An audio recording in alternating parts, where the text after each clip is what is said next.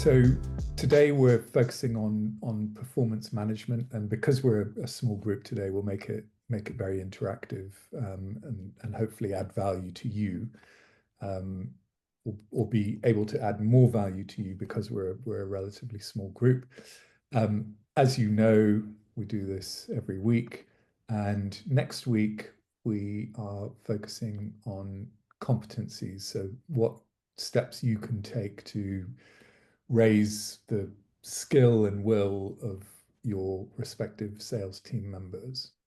And then we've got 3 other webinars to conclude our series through December the 13th. So I'll skip this, other than to say that we can't look at any one of these dimensions in isolation. Performance management is an important enabler in and of itself. It doesn't directly bring revenue, but without it, you're not going to maximize your performance. So it's a crucial dimension of sales and marketing effectiveness as far as we're concerned. So over to you. How do you know how your business is doing, and what key indicators do you use to measure success? Andrew, I'll put you on the spot again. Okay, so in terms of business or sales, or all of it? Well, all of it, but let's focus on growth rather than the sort of operational metrics. Okay. Door defects, etc. I think in terms of as a business, in terms of driving sales and sales activity, there's a few metrics that play out. So we measure and monitor the sales order intake by person, by region. We look at the contribution each brings in by margin. So we look at gross margin contribution as well as the volume from a sales point of view. For now, in truth, we don't measure calls. So there's no real call activity that we measure and monitor. It's very much driven by the activity ourselves. As you've seen in IDSL, we haven't got a huge sales force. Yeah. So fundamentally, the activity goes slightly beyond selling, because we do get also involved in the execution to a degree, yep, and collecting cash and. So in terms of the metrics for driving sales, yes, we've got a customer base, and we've got, if you like, target accounts, we've got target customers, and we've got to put a measure of spend against each of those accounts to understand, because they're the accounts that we want to grow, and they're the one we focus on. And in some cases, in terms of what's the RMI sector, if you recall, we talked about when you came to see us, is that we're driving account plans now into that area. So again, these guys, one can focus on a weekly, monthly, but certainly quarterly basis. We can be looking at monthly sales order intake. We can look at the margin. We can look where that's coming from. We can look at the gap. We can look at the deficit. We can see where you are year to date against plan. And then there's 2 things. One is it drives activity and drives discussion, but equally, nobody wants to be at the bottom of the league table. So hopefully it's self-fulfilling. Then yes, people that drive their own activity. As a business, we have so many metrics in place that it is untrue. So we measure all sorts of things, from obviously sales out in terms of orders out on a weekly, daily, weekly, monthly basis. We measure our material cost of sale. We measure the gross margin contribution. We measure obviously EBITDA on a monthly basis. So we have monthly accounts that are probably equal to corporate accounts, because that's the way that Nigel drove us when he was chairman. Yeah. So in terms of looking at material cost, transport cost, all the contributing factors, overhead costs, sales costs, the amount of people that we carry as a business in terms of headcount, and all of those, and lots and lots of metrics that we have in our business that allows us to drive and keep controls. Mm-hmm. No, great, thank you. And Graham? Hit my mute button. Yeah, I mean, all of the above. Right. That covered a lot. And I would agree. The TCV, the margin, pipeline is probably very key. What's in the pipeline, gap to target, what's imminent, what's committed, what's 1 month out, 2 months out, 3 months out. That's pretty key to me. So it's very easy to see, what you've just booked. It's what's coming next is still classic. So we spend a lot of time on that. So gap to target. What else have I got in here? That's not probably relevant, but covering overheads is one of our current challenges in terms of how is the business doing. You're trying to sell a service up front to be competitive, and you're also trying to get a little bit extra to try and cover all your overheads in the business. So running a network, data centers, power, electricity, people, engineers, some of the stuff that Andrew touched on, that's getting quite hard to work out, and that's really where your profits go in when you're asking the question, how is your business doing? Yeah. So that's quite a big one. But yeah, a lot of what Andrew said is bang on for me. Great. Super. Okay, thank you. And Dave? Where I am now, it's a professional services business. So what we basically do is measure the top line and measure costs. So, and what we're very focused on also is utilization of people.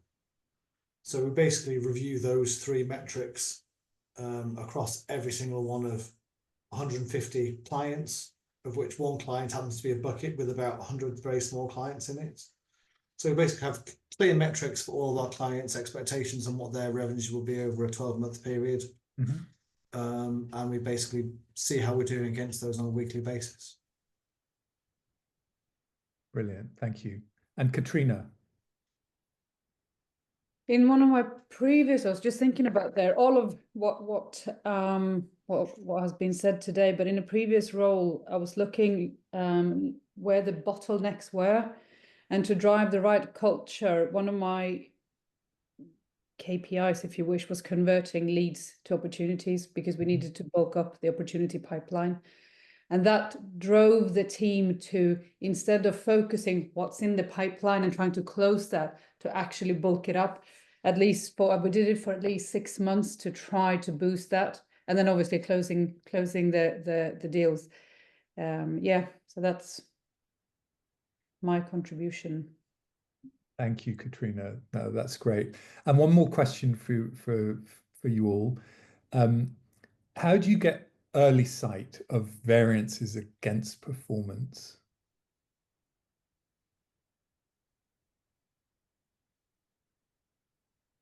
You're hinting at sales performance directly. Yes, sales performance. Yeah, I mean, this is almost daily for me. It's target orientated. Where is somebody against their monthly target, measured daily, weekly, and as the month goes on, it gets more worrying what the gap is. And then you're literally looking at previous months and performance for the year. So slowly but surely, somebody will be pulling ahead of the pack, and somebody will be falling well behind target and the normal distribution curve, I guess. So I can see that pretty quickly. Good.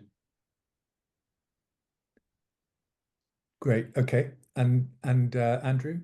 I think from our perspective, I'd say we have many metrics measures.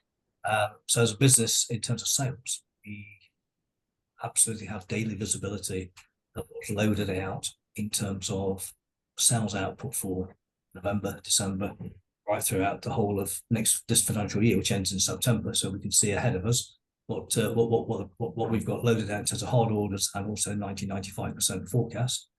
We can then see the work that needs clearing to manufacture, for manufacturer to be able to run with it, and so we have that metrics, and we can see and this is daily.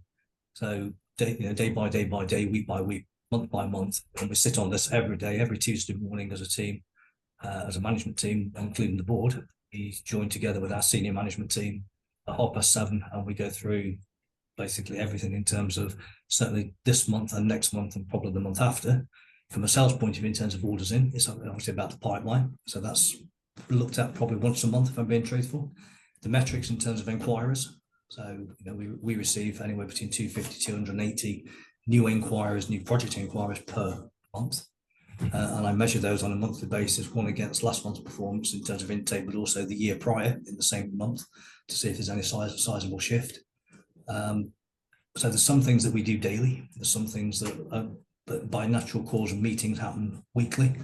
And then there's the usual catch up every month when I write my monthly report based on the prior month, in terms of review of the stats and the statistics that drive the activity. Got it. Got it. Thank you. And Katrina? But I think, you know, like Graham said, you get a quite good feel quite early on when things are not going the way of this variances, and just by talking as well, Mm-hmm. you know if they're struggling, you know if they're not doing their jobs in the way that is intended. So I guess for me, it's about you know, knowing your sales team, knowing and understanding and supporting them with whatever they need, that they're all individuals. And then you start picking up on that when things are not going the way. Mm-hmm. And then to protect also the sales team towards the senior management team and the board is then to be able to understand those variances and say, I think that's also important to that's our roles, basically, to also support and protect them.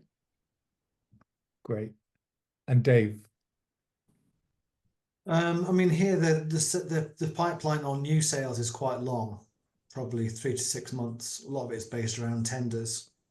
And so that's one thing where we kind of see tenders arriving kind of slowly from a distance.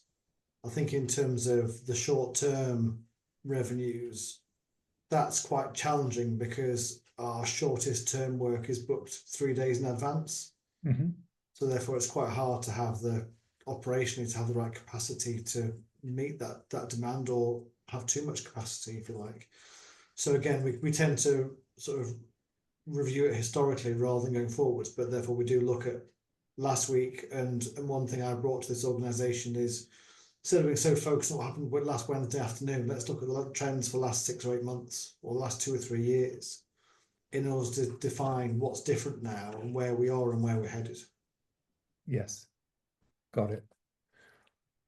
This was a bit of a leading question, leading used deliberately, because what we often see in organizations is that they do a very good job of measuring the lagging indicators, the revenue, but not such a good job of measuring the leading indicators. But we'll come on to that. So we're going to introduce the concept of the management cycle, and then spend a bit of time talking about indicators, and then wrapping up with perspectives on recognition, because that's so important to drive performance. So what we often find, and you know, I'm sure that your respective organizations are completely different, but what we often find is pretty random performance management, and what we would suggest instead is ritualizing it, so that you have a regular cadence of things that you do on an annual basis, quarterly, monthly, could be bi-weekly or weekly, and in some cases it might even make sense, you know, to have a daily stand-up, for example. That makes sense for some organizations and not for others. But the point is to have a ritual and to stick to it. And that ritual then needs to be informed by the right inputs, the right, sorry, my mouse has gone. The right inputs. So there is no templated way of doing this. You know, this may well not be right for your organization, but this is an illustrative example that has worked in another organization, where on an annual basis you would, as I'm sure you all do, figure out, you know, what's our goal, what's our objective for the next year, what do we need investment wise to meet that, how do the goals then break down by department and by individuals, and at an individual level, what should performance look like? What does good look like for that person? And how has that person done over the last year? On a quarterly basis, I'm not sure, we'll come on to talk in a second about OKRs. I'm not sure how familiar you are with them, but OKRs, objectives and key results, are something that we happily champion in organizations that are willing to embrace. It just breaks down the year into chunks and really focuses the mind on specific activities to exceed expectations in a relatively short period of time. So we'll talk about those in a moment. And then account plans, you know, we see very few instances of good account planning, and those organizations that do it well don't just do a one-off exercise and then leave the plan to gather dust. They regularly review, and at least every quarter at a minimum. And we'd suggest that's good practice. And then you've got your monthly and weekly cadence of reviews, which I'm sure you all have and hope you all do. But you'd be surprised at how many organizations don't have that on a regular basis, informed by the right indicators. Andy, where I've seen this work best, I've seen the impact being huge, and I guess the thing is, it's not reporting for the sake of reporting. It's what it then allows you to do. Dave, you mentioned professional services company, right? You monitor utilization, you can do something about it, right? And if, I mean, there was one professional services company which I worked with, where Europe was purely a geographical footprint, and it was a loss-making organization. The US was making the money, it was a US company. And then someone came in and did exactly this. Management cycles, kept everyone to account, leadership, managers, everyone all the time, always, you know, just be monitored. Might seem a bit much, but completely turned the organization around to the point where it was more profitable in the US. So it's not sort of, you know, looking at these things for the sake of it. It's just what it allows you to do. Pricing committees, you know, regular or ad hoc, depending on big deals coming in, making sure you're getting the pricing right. Key account management, are you targeting the right ones, or are you going off piste, off strategy, things like that. And this just allows you to always make sure you're fully focused. At least it did there. I mean, that's an example, one of the best ones I've seen. But it's, you know, there's huge value in this, I think. I would echo that, Marek. I think it's a real heartbeat of the business, and certainly as a sales leader, you know, how this would manifest itself for me was a lot of locked in digital calendar dates and appointments, and it just happens. And you know what? If the odd one doesn't happen, then at least you know it should have happened.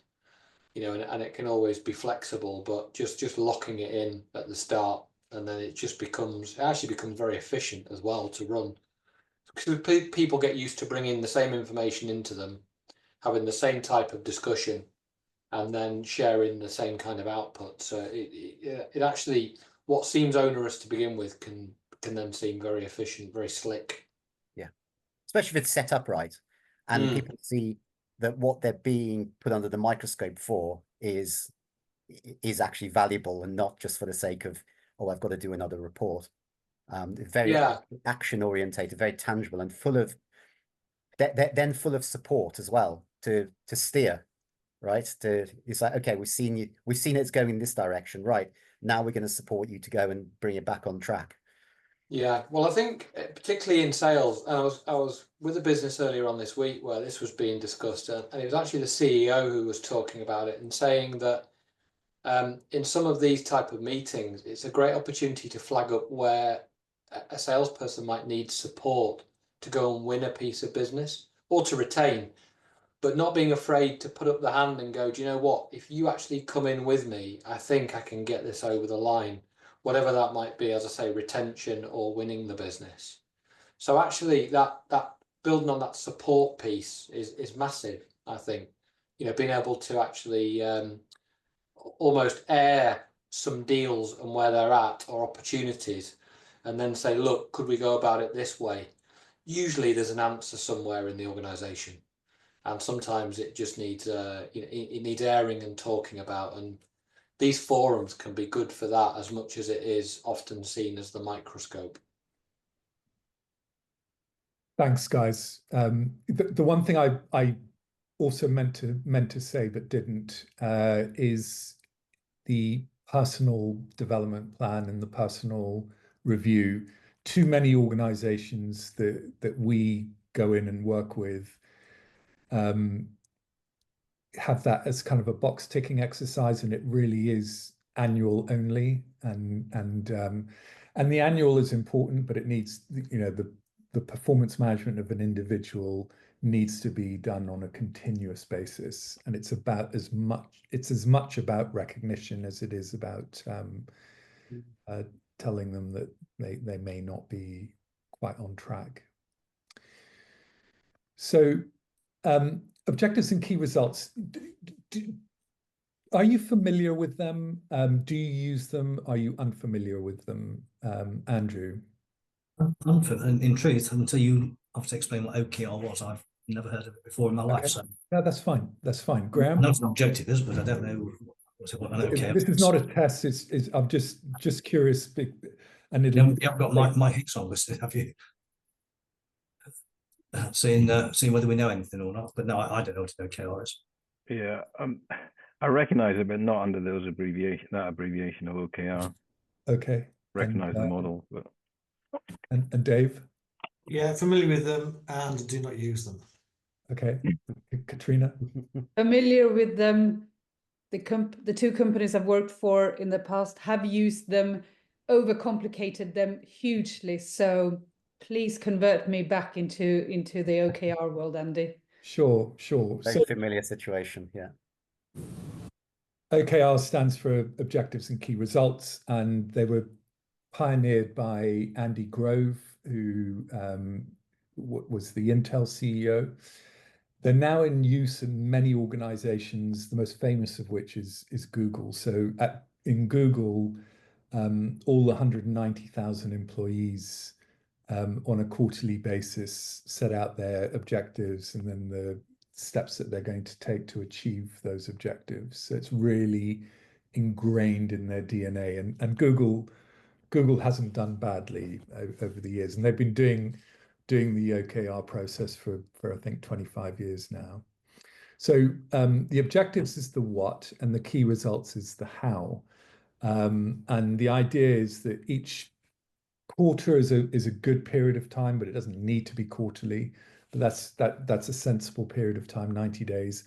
What are the top 3 or 5 objectives? And it can be for the sales team as a whole, or it can be broken down, you know, for the hunters, one set of objectives, and for the farmers, another set of objectives, or by region, you can break it down. And then for each objective, what are the 3 to 5 things that you're going to do, the hows per objective? So there's just an example there. Reducing churn. How are you going to do that? Well, you'll introduce account plans for key customers to really get under the skin of what they value the most.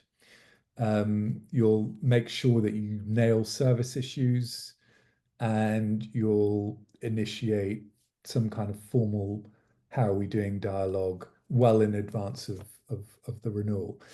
And crucially, each of these 3 key results, these 3 sort of sets of activities, are measurable. Did you do it? Did you not do it? Have we achieved that? Have we not achieved it?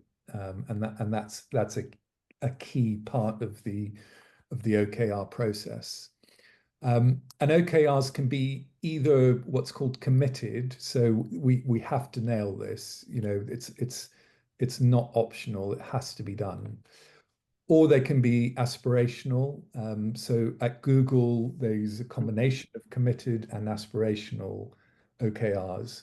And the aspirational OKRs, it's okay if 30% of them, 40% of them fail. That's almost the whole point of them is we're experimenting a bit here. And I'm sure that works in your respective businesses as well. If you wish to experiment with a new product, a new service, or expanding into a new region where you may or may not have a right to play, you're not really sure it's worth a punt. Any questions on OKRs before we move on? Any observations? Just a quick one from me, if I may. Sure. Why do you think organizations struggles with this?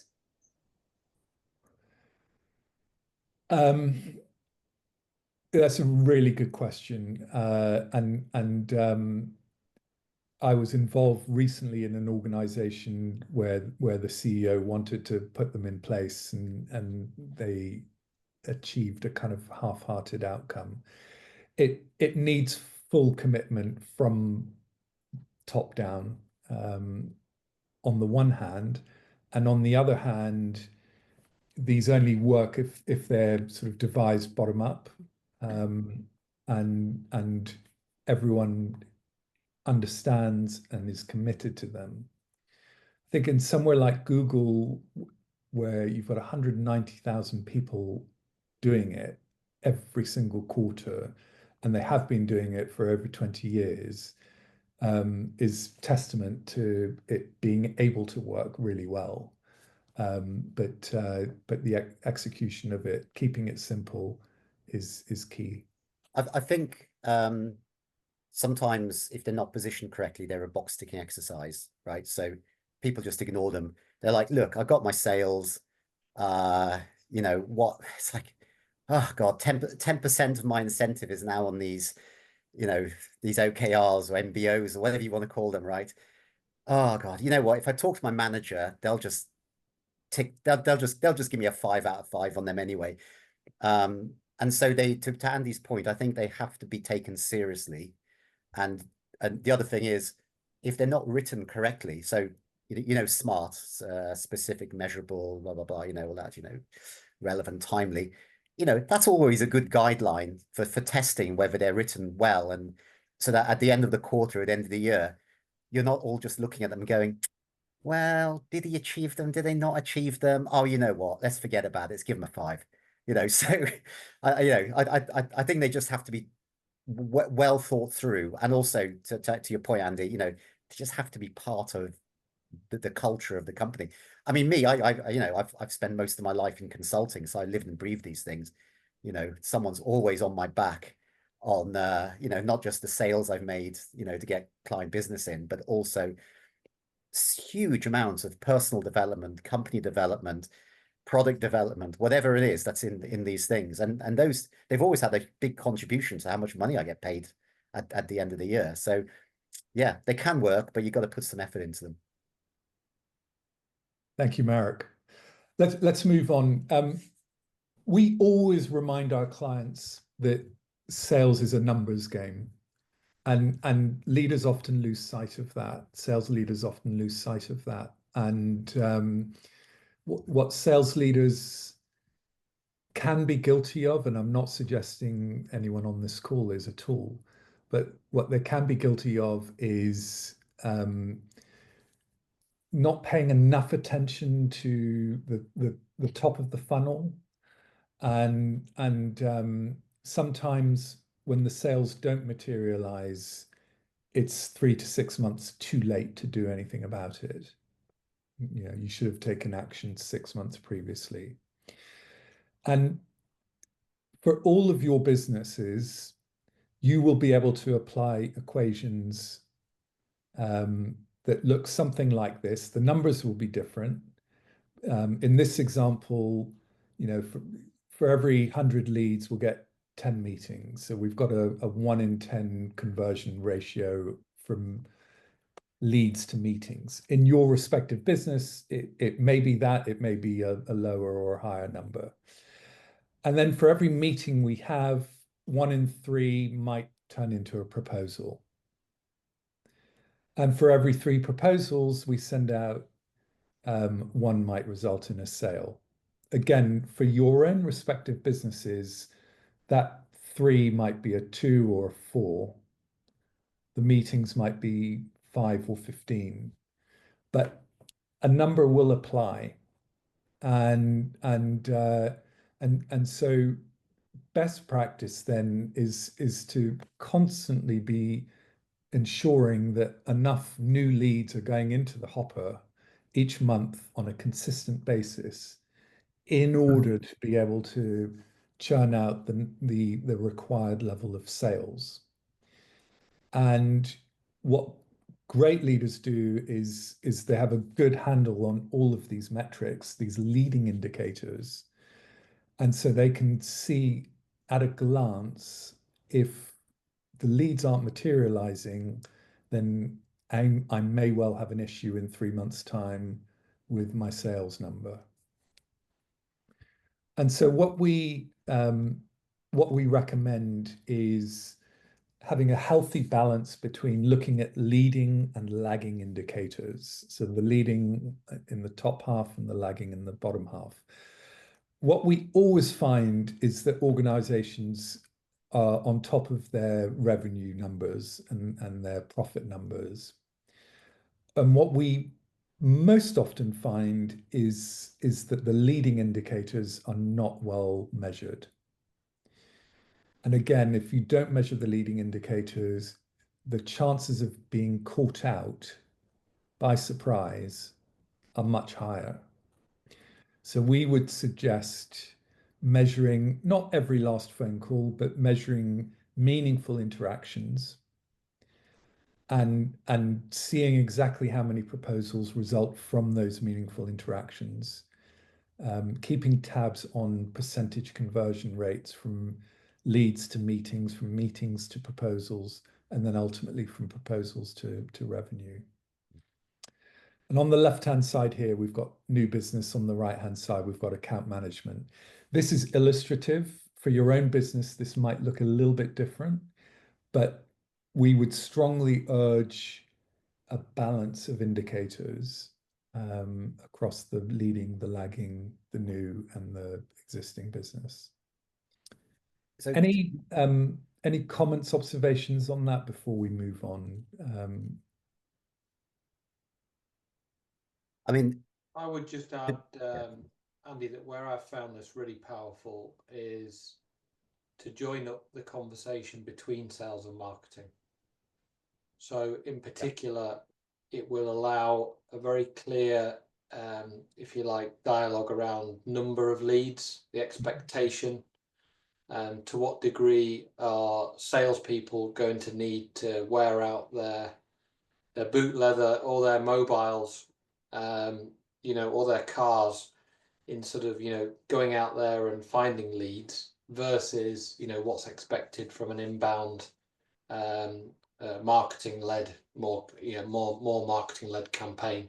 And it really helps sort of, if we can get a handle on the metrics there, it helps actually put some numbers around it, which then can help marketing actually plan spend, plan resource, and it sort of helps join up the two, because it's very easy sometimes to throw it over the fence and go, oh well, I need more leads from marketing, and we know it's got to be, we've got to do it on both fronts, but to actually put some numbers around it is helpful, and we only do that if we measure it. Definitely. If you want to if you want to see which industry has done the top bit, the leading stuff really rigorously, just look at the pharma industry traditionally, and the reason for that is that they're not actually allowed to measure sales, not in a traditional way, right? Otherwise it ties to individual patients. That's not compliant, and all sorts of corruption reasons and all that kind of stuff. Apart from the US you can do whatever you like, but in Europe, that's not, so they put a lot of effort into number of calls and things like that, you know. So, you know, there's direct correlations between your share of voice versus your competitors, you know, to what market share you then get. You know, there are optimum call frequencies on customers, not too many, not too little, and all that kind of stuff. And it's very, very, you know, very, very rigorous. And, you know, sometimes when people hear about the pharma industry, they then switch off because they go, you know what, that's a different world. That's like throwing thousands of reps at a problem and all that kind of stuff. You know, it's just calls. But actually, that industry's moved on, and it's not about that anymore. It's actually quality, and that's true of all industries, right? And I think one thing that we need to make sure we think about here is that, you know, these are all lovely numerical things to measure, but they're essentially proxies for quality, right? You know, you can have 4 calls, but what was the quality of that call? How did you plan for it? How was your account planning for it? Who did you bring to that meeting? What was the outcome of that meeting? What did that do for you? What did that do for the customer? So I think we just need to make sure that, you know, again, as we track these things, what we really have an eye on is, why are we tracking each of these individual things, and what does that then lead to driving the behaviors of the teams, or how we deploy different channels, or who we target, how we target, and things like that. That's great, Marek. Thank you. In the interest of time, I'm going to move us on. Just a few thoughts on management reporting, board reporting. What we often see is very dense reporting, and you really have to, you know, work hard to understand, what is this actually telling me? You have tables and tables of information where it's hard to see, you know, what's good, what's not. You have narrative about that table 4 pages beyond the table, and it really doesn't help anyone. Again, not suggesting that this is the case in your respective organizations, but we always urge, keep it simple and focus on variances and outliers. And any narrative should be right next to the variance, rather than 3 pages further on, so that anyone looking at this at a glance can just hone in on the areas that are truly important. And variances that are positive are just as important, because there are lessons to be learned, I'm sure, from a really positive variance. You know, how can we see more of that elsewhere in the organization? So what are the learnings? And then, of course, your negative variances need to be acted on very quickly, how, you know, whatever they might look like. So this is stating the blindingly obvious, but it's very rare for us to see reporting that is user-friendly and therefore really meaningful, where you're able to make informed decisions quickly and sensibly. Any thoughts on reporting before we move on?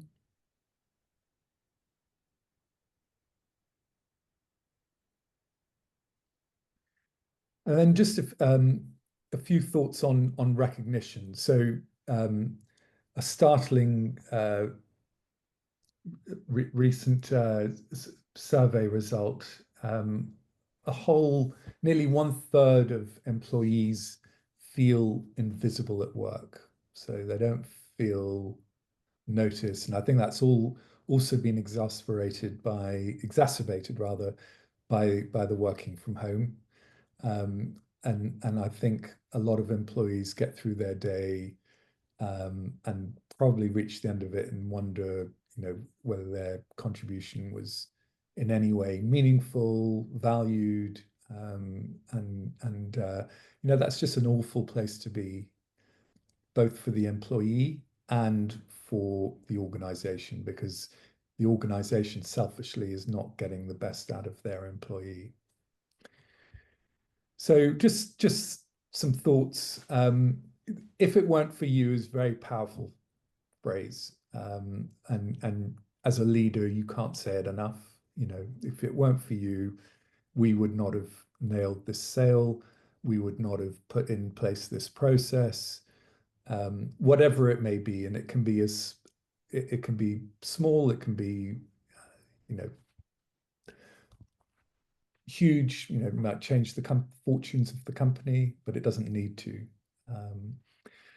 And praising in public. So everyone likes their name in lights.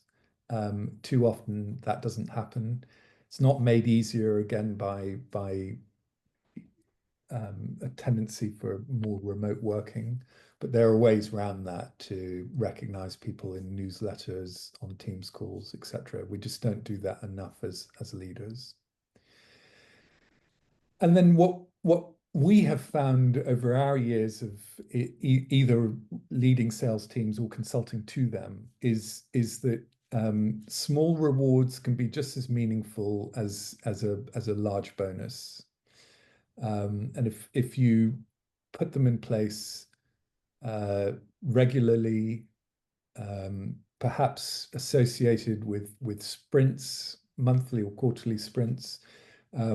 Wayne, I think you'll build on this a little bit. That can be hugely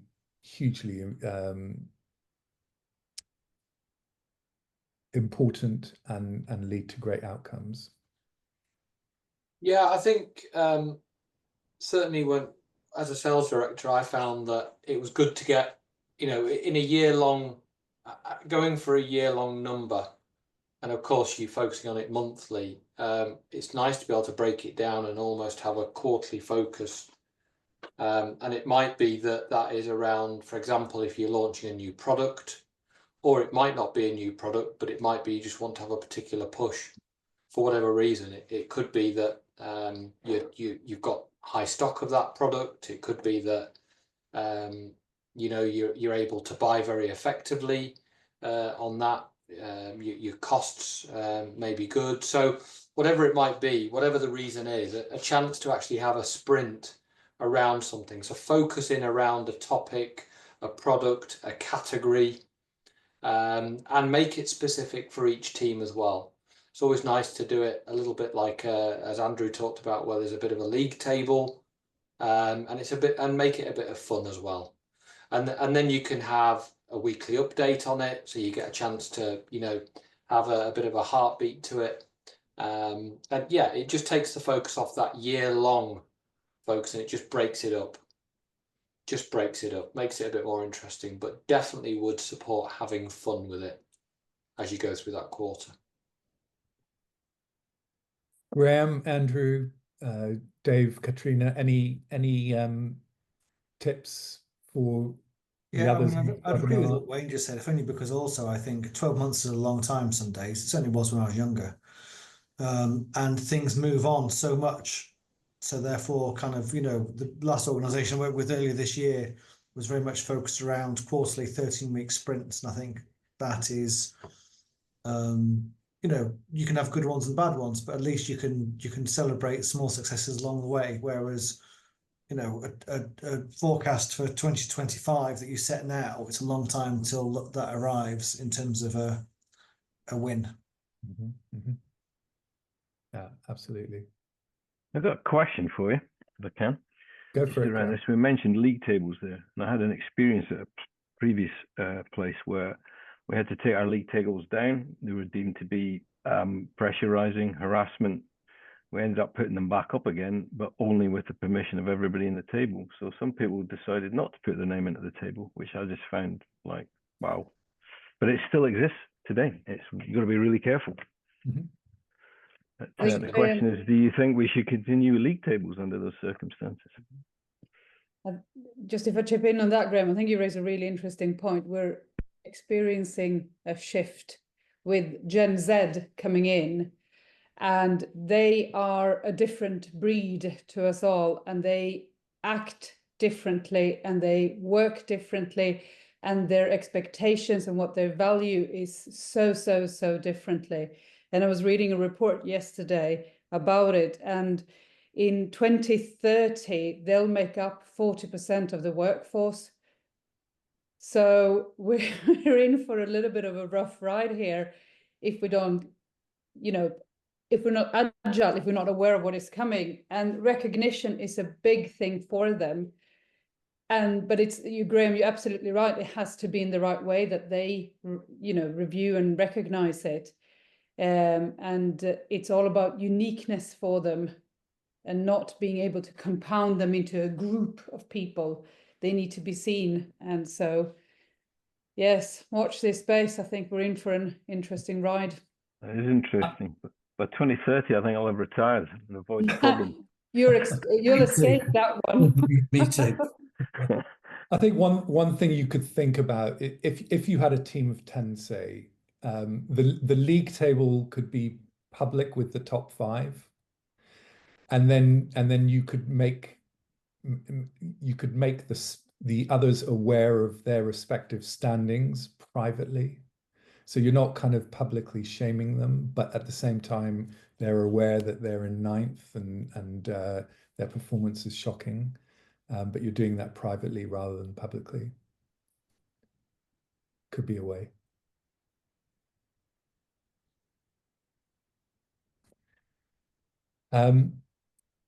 Just to wrap up, measure what matters. John Doerr is the guy who made these OKRs happen at Intel, and he's written a very user-friendly book, and he's also got a website called whatmatters.com with useful videos on it. So worth a read and a watch. We have one final question. What steps could you take to manage performance more effectively, if any, having participated in this session? Are there any takeaways for you to go back to your organizations with? Mine's about the discipline of these quarterly one-to-ones or people one-to-ones. I can do the weekly, monthly, the team events. I really struggle with the time to get one-to-ones and quarterly stuff done. Right. So just got to concentrate on it. Yeah. Time. Yeah. I think I would echo that. Sorry, Andrew. So I think I would echo that too. I think everybody starts off with great ambitions. We all start with annual plans, break it down, and actually having those one-to-ones, whether it's a weekly, quarterly, however it may be. And I'm probably guilty of assuming because I'm busy, my guys are busy, and yes, we catch up, and yes, we get things over the line together, and that sort of thing.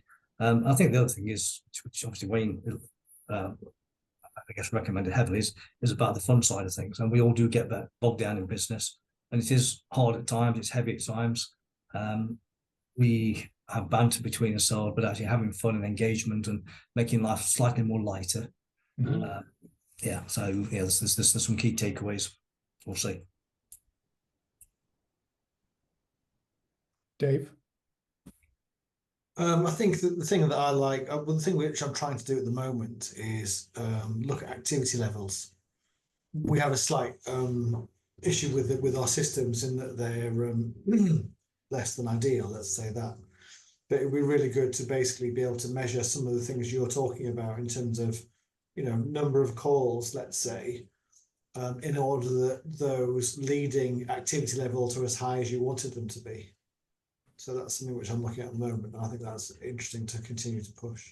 Are your teams compelled, let's say, to put their calls into? No, they're not. But we even system. have things like, they measure certain activities on the system. So there are some things they do, but then we can't even aggregate all of that very easily either. So it's just something where I think it'd be interesting to be able to measure that, both in terms of activity levels meeting our expectations, and also to measure, even if you don't do it publicly, one team or individual against another. Yeah, and see whether the levels are high enough and whether they're focused on the right customers and all that sort of stuff. Exactly. Yeah. You're all familiar with the better, faster growth grade, so we won't dwell on that today. All I would say is, if you haven't done it, please do. Yes. And next Friday's focus is on competencies. So we look forward to hosting you next Friday at 1 o'clock, and wish you a great afternoon and a fantastic weekend in the meantime. Did thank you very much. Well, cheers, guys. Thank you. Thanks all. Thank you. Thank you. Cheers. Bye.